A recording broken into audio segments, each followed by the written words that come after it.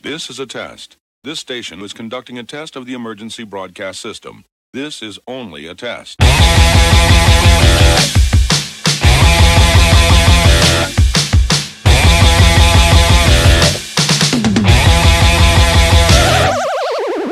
McMahon Music Podcast. James McMahon Music Podcast. James McMahon Music Podcast. James McMahon Music Podcast. He speaks to the geeks and the musical freaks, but sometimes popular but mostly a freak because he's James McMahon Music Podcast. James McMahon Music Podcast. This concludes this test of the emergency broadcast system. Yeah, I'm sorry I'm a little bit late. This is quite That's all early. right. This is quite early for me. Well, I am all over the shop. I literally got back from LA to Western Australia today. So what time is it in Australia right now? So right now it's 6 p.m. In the evening. Yeah. It's 6 funny how p.m., yeah. it's funny how the world works, isn't it? Oh my gosh. Or doesn't work sometimes. My flight was just completely, my flight out of LA was 15 hours late. So, Oh God, and what did you do?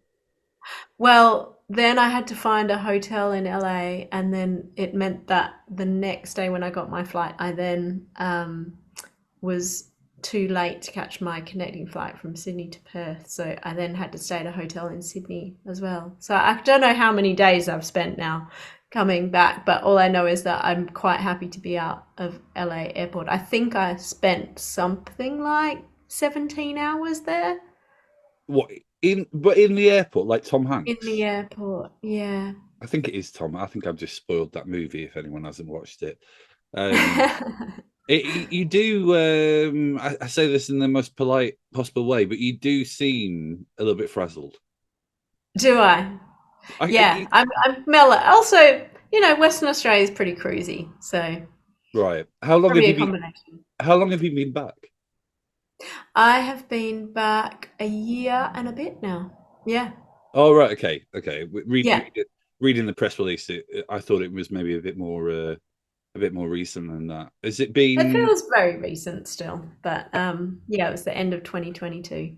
Have you acclimatized to your return? Mostly, I would say. It's very different here. I mean, it's just wonderful to be with family and old friends. Well, particularly family was a big part of the reason why we moved back. But it's been tricky too, to be honest. Perth is the most isolated city in the world. I think that fact is right. And from other cities, so the nearest city is Jakarta. It's not even Sydney or Melbourne, which means, and it's not very big. So it just means that there's, it's not like the UK where you can sort of be on tour all the time by just doing a gig, a 2-hour drive down the road, and know that it will be a different group of people that you play to. It is, compared to going in the other direction for 2 hours the following night.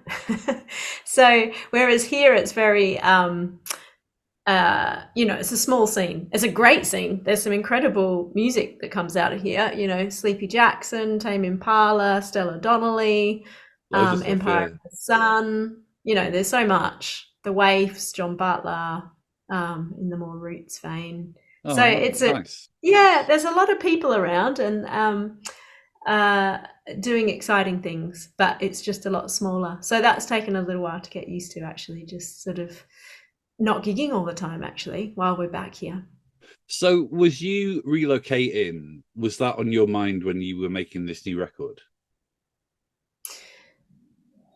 When I started it, it was in 2021. I think I wrote the first song, which was Achisoma, which was the last song on the album. And I actually didn't know that we'd be moving back then. I think about half of it, maybe only a quarter of it came after deciding that we'd move back. But basically, most of it was written in 2021 when we were still locked down, and then for, parts of 2021. And then at the end of that year, we managed to make it to Australia for 5.5 months, and just sort of as a testing the waters to see how it felt. And it felt really good to be here.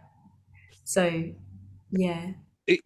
I mean, there's no two ways of saying this. Your music is often, there's a real lightness of touch to what you do, and you know, there is a real grace to the music that you make. But I do feel like there are moments where this record is very, very, very sad. Is that fair to say? I think so. Yeah.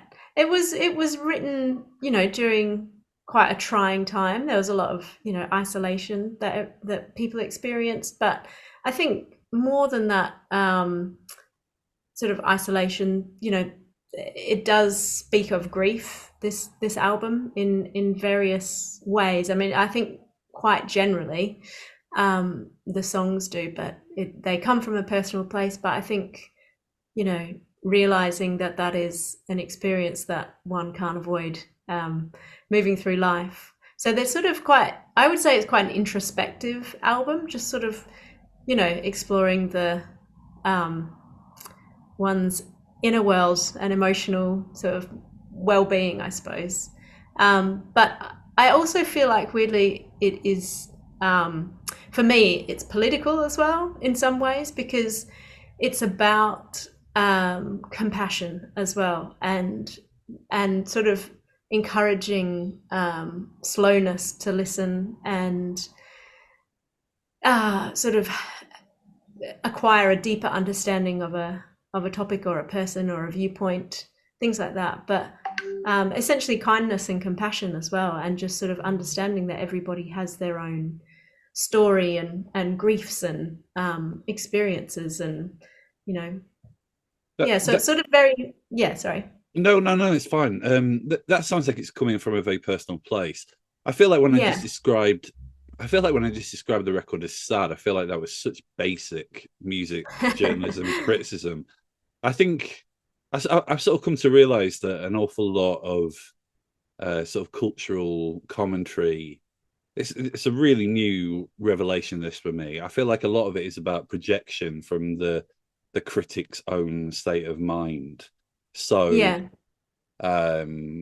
so I think it's maybe me kind of feeling a certain kind of dissatisfaction with the world, and actually spending time with your record that's kind of soundtracked it. There's a bit, can I ask you about the song? I did an episode the other day with Leo from the band Palace, and he has just made a record about him and his partner having a miscarriage. And it I completely bumbled through the episode, trying to be sort of respectful and sensitive, and I don't know how successful I was. So just as a precursor, I'm just saying, if I do that again, I'm sorry. I was saying to him, I'm one of these people that when I feel awkward about something, I just say something really inappropriate, because that's sort of my coping mechanism, Get nervous about it, or Can I ask you about this song Feathered Thing? Yeah, sure. So this is the only song actually that I wrote after we'd already started pre-production. And I wrote it because I'd had a miscarriage, and I felt that basically I needed to process it. And so the song, it uses Emily Dickinson's the imagery within her poem "Hope is a thing with feathers that perches in the soul and sings the tune without the words and never stops at all." There's more to the poem as well, but I forever find her writing so inspiring, and so I was just reminded of that as I was thinking of my own grief. I was also thinking of its opposite in a way, which is hope. And throughout the pregnancy, you sort of have to balance hope and grief. Sort of not grief, but just hope and expectation, I suppose. And it wasn't my first miscarriage that I'd had, so we'd already had this journey for about 5 years at this point, and been told that there was no chance of getting pregnant with IVF, let alone naturally. So, and then we got pregnant naturally. So it was quite a thing to suddenly, because my husband and I, Lucas, we'd both let go of the idea, actually, or started to let go of the idea of being parents, and then to suddenly find that I was pregnant was quite a surprise. So yeah, so it was really therefore also probably the saddest of the miscarriages, because it had gone the longest and it had happened so out of the blue. So the song is me processing that, and but I feel like it doesn't go into detail that it would exclude somebody else's grief in a way. No, well, I found myself very moved listening to it. Me and my wife have been trying for some time, and it's not comparable in the slightest. But what I took from the song was the idea of sort of having a potential future kind of snatched away Yeah. from you. I mean, like, we have this thing when we're trying, and we've been trying for a time. You know, we're both not, you know, the youngest people on the block. My wife would probably be offended by me saying that. See, I'm saying Same awkward, as us. inappropriate We're things. not either. You know, we're now middle age, you know, and Yeah. there is that thing of every month where you feel quite optimistic, and you're, Yeah. you know, and then it doesn't. You're disappointed, and then you sort of back on that cycle of kind of hope, disappointment, and sort of fear that maybe this won't happen. So whilst that's not actually, I almost feel bad comparing it to your situation. I did take that from the song, so thank you for Yeah. writing it. Ah, interesting. Yeah. Yeah. No. I've wanted to talk about it actually for this very reason, that it seems like a lot of people have their own, you know, stories with their trying to get pregnant journey and have kids journey, and it is quite a common thing. And I've got a friend who, I mean, she won't mind me saying this, but I've got a oh, friend who has OCD. I have OCD, and we met at a support group for our OCD years back, and she got pregnant during the pandemic, and then she had a miscarriage, and you know, it sort of really terribly affected her OCD, because OCD finds a way of blaming yourself for these things, and I remember her yeah, saying to me that, you know, there's so many there's so many there's so much misinformation about miscarriages, and so many things that she found out when it happened that she didn't know, and she couldn't understand why in our culture this wasn't talked about more. And she was like, yeah. oh, I just wish, you know, I wish there was more conversation about this experience. And then it's so weird to me that in the last week I've spoken to two people who've made music about it. I think Isn't that interesting? Yeah. yeah, I mean, I'll have to find the other song. I'll listen it, to the it's a whole previous. record. It's called Ultrasound. Oh wow, it's a whole record. Yeah. Yeah, So I yeah. I can mean, see how you could write a whole record about it. yeah, a lot of it's about, you know, kind of their relationship and how it kind of brought them together, and but I'm just thinking my friend's on holiday right now, so I might not bother her with, you know, very sad Yeah. laments about miscarriage. I'll wait till she's back, you know. So Yeah. you were Well, saying there that, is something about I feel like similar to what you're saying, like there is that saying that sad songs make me happy, and I don't know, in this instance we're talking about it makes you happy, but you can feel seen by a song, can't you? yeah. I mean, I think that, well, this sort of leads on to what I was just about to ask you. That you were saying that about compassion. Mm. Is that kind of, and stillness as well? Is that kind of, is that born a little bit from an experience like this, that you feel like maybe, and I am projecting here slightly, that the Mm. world moves so fast, there is so much kind of cruelty to it, that Yeah, when real life happens, it's almost like we're not allowed to process things in a way that we should do. absolutely. Yeah, we're so fast paced, and with so much stimulus coming from so many angles. I think that we actually, you know, I'm saying this, but and I'm not always practicing it, but I think it would be really healthy for a lot of us to slow down for the sake of our health. You know, as human beings living on this planet, and sort of being in touch with um, our humanity, and and also in touch with nature and our planet, and you know what we're doing. We're so progress and um, focused that I think that there's a lot we miss out on, and there's a lot of harm that we do, as we move so quickly in this sort of forever wanting to everything to be bigger, faster. And actually, we need to slow down a bit and really pay attention to our communities and look after each other and try to sort of speak across the divides as well, and just have compassion and realize that everybody has their stories and reasons for being how they are. And so I'm going off on quite one with my jet lag, but No. just thinking we're so fear-based as well. Our society is so fear-based now, thanks to social media as well. I'm on social media, so I'm a part of it too, but it really has caused so much division, I think. And it's a really, I think we're at a really dangerous point in humanity where we are so divided and so quick to judge and shut people down. And I think that we sort of very easily lose sight of what's important. Are you my internal monologue, Emily? I can be, if you like. These are the things that I think often. Yeah. But it I'm a journalist. I pry. Yeah. Did those realizations come from experiences that had happened to you? Yeah, absolutely. And I think, like I said, part of the songs, lots of the songs were born out of the pandemic, but where we all had to step back.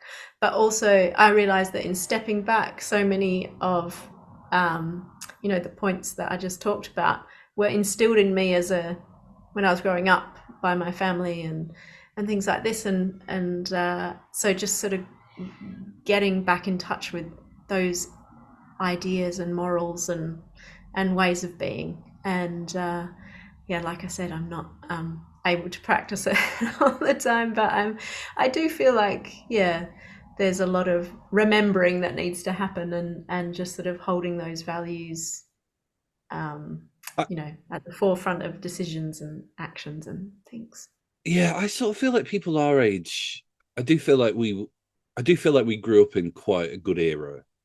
I feel like we, with hindsight, obviously there were things about it that, with hindsight, I go, that was quite messed up. But I do think that I was talking about this the other day with a writer called Anna Doble on the podcast. He's just written a book, sort of like a love letter to the 90s, and we were sort of summarizing that this window geopolitically between, whilst there were terrible things happening in the world, because that is sadly the human condition. We were talking about how, really between the end of the Cold War and the start of 9/11, there was this period of prosperity, optimism, hope. And I think in a way it's been quite hard for me in my life, boo-hoo and all that, but it's been quite hard in my life to actually realize that was an anomaly, as opposed to actually like the state of of how things are.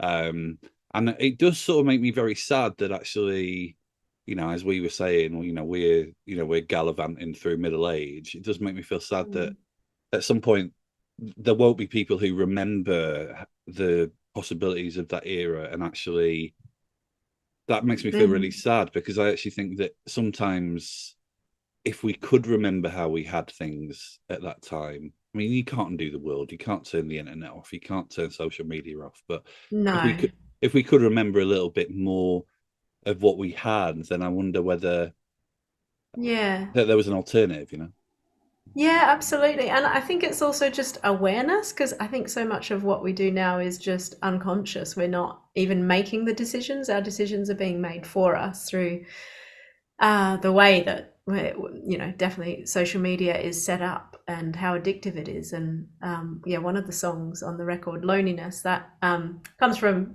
my own experience of that, particularly during the pandemic. But I wanted to understand it, because it really wasn't something that I had felt in such a profound way before. And I read this amazing book called The Lonely Century by Narina Hertz, and it's just amazing how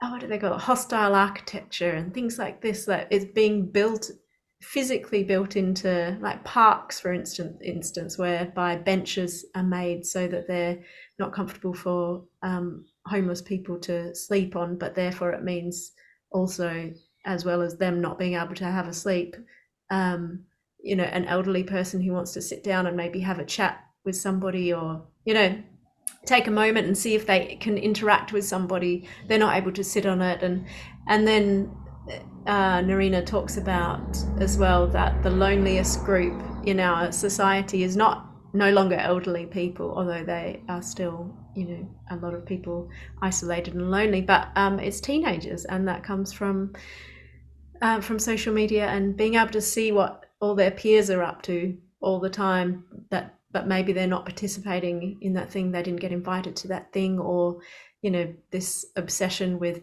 that we have with likes, and if there's one person has more, and competition and all this, it leaves people feeling so devastatingly lonely. So I think that's, yeah, what I was saying about the record before, is it, even though it's very personal, it still feels political as well, because I feel like it speaks to the sort of our moment in a way, if I can be so bold to say so. No, I think that's what artists should be trying to do. I think, well, just because you recommended me a book there's, I can't remember the title, but there's two social scientists that I really like called Greg Lukianoff and Jonathan Haidt, who've just written a book. Oh yes, who've just written The Righteous Mind. I think so. They wrote the Coddling of the American Mind, and they've just written, which is a really great book, basically about how, just basically at what point the internet broke us. But the new book is very much about kids and social media, and really how things like you know, the sort of the absence of risk is actually severely damaging that generation. And also, it's funny you say that about the architecture. I'm sort of, it's become a bit of a culture war talking point, actually, this idea that like architecture is, I mean, it sort of takes some conspiratorial leanings, almost this idea that architecture is there to demoralize us, modern architecture. And I'm not sure I totally subscribe to that, but I do find myself in London when I walk around and I think, why is that building so ugly? And that building there inspires real, you know, sort of, it's like the church thing, isn't it? You know, it's like, I'm not religious, but I understand why churches from an era were built how they were, because they, you know, they were built as shrines to the glory of God, you know. And I sometimes wonder when I see yet another Pret or another Itsu, and I'm kind of, no, we should be building these things that make us feel awe, you know. Yeah, we hold capitalism in reverence rather than God.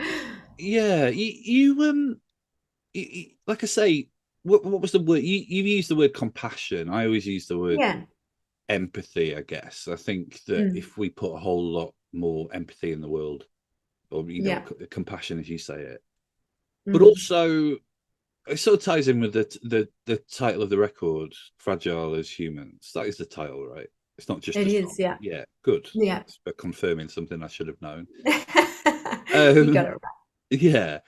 That is interesting as well, because it does feel like this modern era, and again, I'm going back to social media, like we just forget, we just don't think about what other people are going through on the other side of a screen, or even what they are in their totality.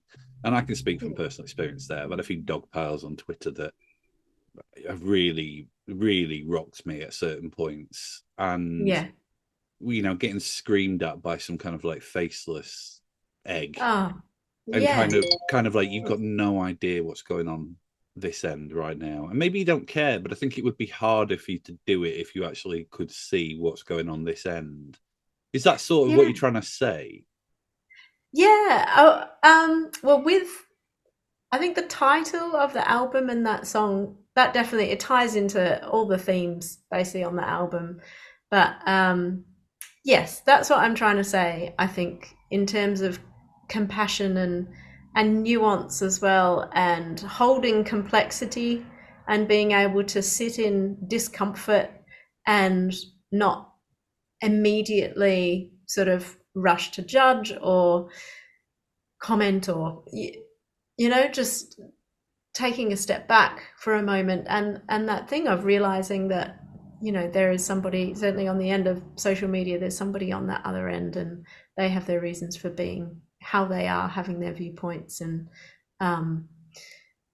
it's not saying, obviously when people aren't all going to agree all the time, that's just never going to be a thing that's possible. But I think that we could be better at having conversation, and there's been lots of people that are like peace brokers, like their jobs are just incredible. They're the highest example of that, of being able to hold complexity and nuance and talk to however many sides there are, and try to find a way through. How do you find this in terms of being a creative person? I sort of get the impression that you would be nowhere near social media if you didn't feel like you had to be. And I know a lot of artists that say that, and it's really, I know a lot of younger artists that again don't really know any better just because of the era they've grown up in. Making a TikTok to promote their music is just part of the creative process. But do you find it? It's sort of having that sort of like cruelty and spite just kind of one click away. Is that difficult promoting your music or doing what you feel like maybe we have to do to get heard in this age? Yeah. I mean, so far, thankfully, I haven't had a lot of hassle on social media. I don't know why. I'm glad for it. But I guess I think the thing I resent about it is how much time it takes. Right.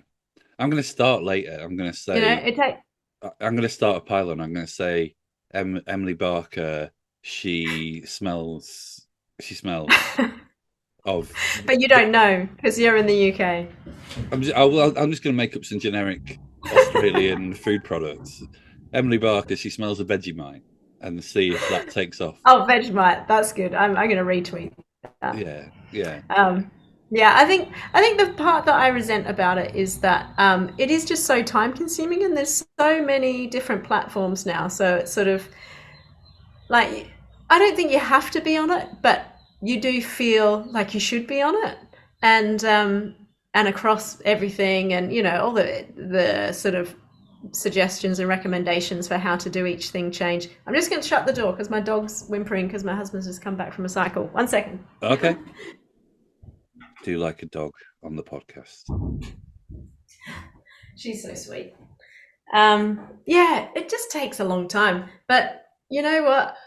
I'm partway through this album campaign at the moment, and I'm so glad that over however many years I've been doing this now, I've always taken a clipboard and a mailing list sign up, piece of paper and pen to my gigs, and more and more I become grateful for my mailing list, because those people are the people who have sustained my music career. And I don't have to, I do pay for some mailing list management, but I don't have to pay to reach them like, Instagram and Facebook and so many of these platforms, Spotify even, people go to like your profile, and then you have to, what you're telling them doesn't get through to them unless you pay for it. That's mostly how it goes, which it feels like there's a lot stacking up against musicians being able to reach the people who genuinely would like to hear about their music or see what's happening in their life. Not just musicians, obviously, but yeah. Do you know what when I was in a band, what I hated, because we had a clipboard and a piece of paper, and leave your email address, so I'd add you to the mailing list, and someone would always spill a pint on it. Oh. Does that happen for you? It has happened. I've also left so many of them behind as well in various places, and most of the time I'm like, oh no, I left the mailing. And then somebody, at the gig the next day, who's, I don't know, sweeping up in the morning or something, will take a picture for me and send it through or whatever. But I do like really look after that, because I feel like I said, it's what sustained me over my career is my mailing list. Oh, I love that. I love that. Mm, I sort of feel like the old ways in many regards are the best ways, and I think so too. I So wonder many of them. I wonder whether whether we will just inevitably return there. Yeah. Yeah, there's a Um, part of me that's really wishing for that, actually. yeah, yeah. I don't know how. I don't know whether it's worth kind of like pinning our hopes on. Actually, I'm not sure that's quite unless Yeah, there's like yeah. unless there's like an asteroid and we all sort of return to the caves and rebuild. I'm not sure Yeah. there's much likelihood of it happening. But I think if we could just find some, if we could kind of remember that some things aren't worth losing. You might have Yeah. seen that I've got my speaking of the modern age, I haven't paid my Zoom Pro account this month, so I've been doing because that's being a freelance music journalist in 2024. At this point, I would Yeah. like to say to anyone listening, if you'd like to subscribe to the Patreon, then it would be much appreciated. But yeah, we should probably wrap so that the internet doesn't make that decision for us. But Sure. before we do, what are the? I mean, you're on the other side of the world, but what are the chances that I will get to hear these songs played live? So when the album comes out on the 3rd of May, I'm going to be at Truck Music Store in Oxford, and Oh, that will be the nice. first of my UK record store tour, which is also old school, but I've done that every release and I love it. So I'm going to do it. It's about 2 weeks. I can't remember how many I'm playing, 15 or 16 record stores around the UK, including Rough Trade East and Rough Trade Liverpool. I think that's the most north I'm going. So yeah, and everything in between pretty much. So that'll be when the record comes out. I'll Oh, be fantastic. cruising around playing some independent record stores. Fantastic. Yeah, here's to the old Yeah. ways. Emily, it's been so nice to speak to you. What is it a very busy road outside? I'm just saying that because there's It been is. I'm sorry. Yeah, I've got the window shut and everything, but it is. It's sort of, yeah, I guess people are coming back from work this time. Yeah. no, it's fine. I'm just saying that because by saying that, I've absolved myself of having to work at trying to cut the sound of lorries and trucks out. Oh, yeah, Uh, so yeah. by saying it, it's like just okay. Well, guys, you're gonna have to deal with it. But where I Yeah. record the podcast, I'm on a main road as well, so people are Oh, listening. okay. People are Maybe listening. they'll phase each other out, all the cars, Maybe I did. hopefully. Do you know Badly Drawn Boy? Yeah, not personally. I did an episode with Badly Drawn Boy, and it Yeah. was during it was during a particularly hot summer, and I did have the window slightly ajar because I was like, I just can't get through this conversation unless I have some air. And I remember the episode coming out and everyone just being like, oh, I really like that bit when the police car speeds by at 4 minutes, 5 minutes. I was like, doing my best. So anyway, Yeah, Emily, hopefully I'll see you when you play the UK. But that'd be great. thank you for making a record that I found uh, real connection with when I was listening to it. So yeah, thank you. Thank you. I'm so glad to hear that. Thanks, James. Thanks for having me on the show.